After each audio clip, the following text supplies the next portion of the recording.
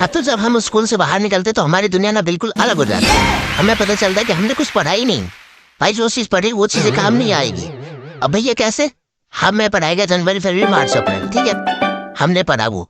अब हम बाहर निकलते तो हमें पता चलता अगहन पूस माघ ये सारी चीजें भी होती है। हमने कहा अगहन पूस माघ ये है क्या चीज? कहीं चैत आ रहा है, कहीं अगहन आ रहा है, कहीं पूस आ रहा है, कहीं माघ आ रहा है। क्या भैया है क्या चीज ये सब? हमें तो पढ़ाया गया जनवरी फरवरी मार्च अप्रैल। हम स्कूल किस लिए गए थे जो कि हमारे काम में नहीं आ रही।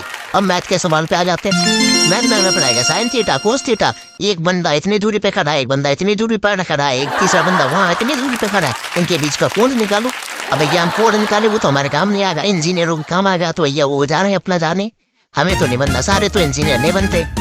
अब भैया अब मैथ के सवाल में भी हम कंफ्यूज, ठीक है। अब हम गए सामान मार्केट खरीदने के लिए।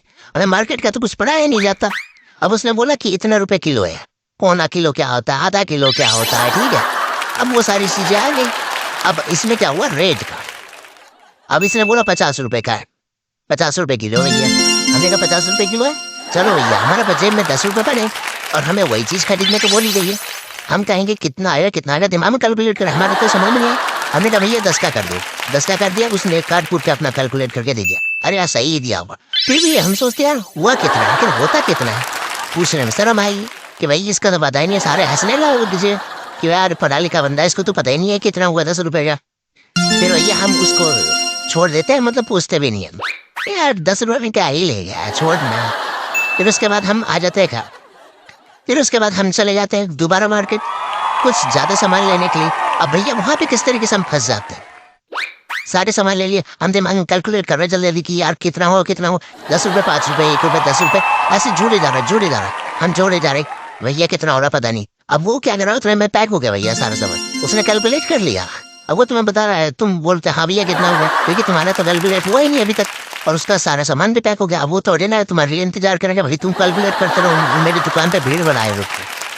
अब तुम अपने दिमाग में कैलकुलेट करे जा रहे हो, उसने बोल दिया हो गया भैया, तो आप बोलते हो हाँ भैया कितना हो गया, तो भैया उसने रेट बता दिया। अब आपने कहा कि चलो ठीक है, आपने भी दे दिया, हिसाब कर लिया। अब लेके तुम सामान आ रहे हो, तुम पैदल चल रहे हो, तो भैया दिमाग में कई चीजें घूम रही, हाँ ये कितने का ये इतने का, अपना सोचे जा रहे। अब फिर कैलकुलेट करो, देख रहे हो आसपास कोई नहीं है, कैलकुलेटर निकाला कैलकुलेट करो। अब तुम भैया बाइक गाड़ी से चल रहे हो तो दिमाग में सोचते रहो। घर पहुंचे कैलकुलेटर निकाल कैलकुलेट कर, हाँ इतना हुआ, हाँ तो भैया हमें सिखाया क्या गया? हमारा मैथ का दिमाग कमजोर रह गया। हमने ये कोड निकालना सिखाया, साइन थीटा सिखाया, कोस थीटा सिखाया, और आधा किलो पौना किलो क्यों नहीं सिखाया, कितने ग्राम होते? अगर हमारे पास इतने रुपए तो कितने ग्राम होंगे?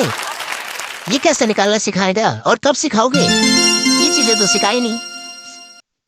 हम वहाँ पे भी कंफ्यूज, हमारा दिमाग भी कंफ्यूज, हम इतना सामान ले रहे कितना जोड़ रहे, मतलब ये चीजें दिमाग में घुस जानी चाहिए थी, लेकिन ये चीजें हम कैलकुलेटर में जोड़ रहे हैं।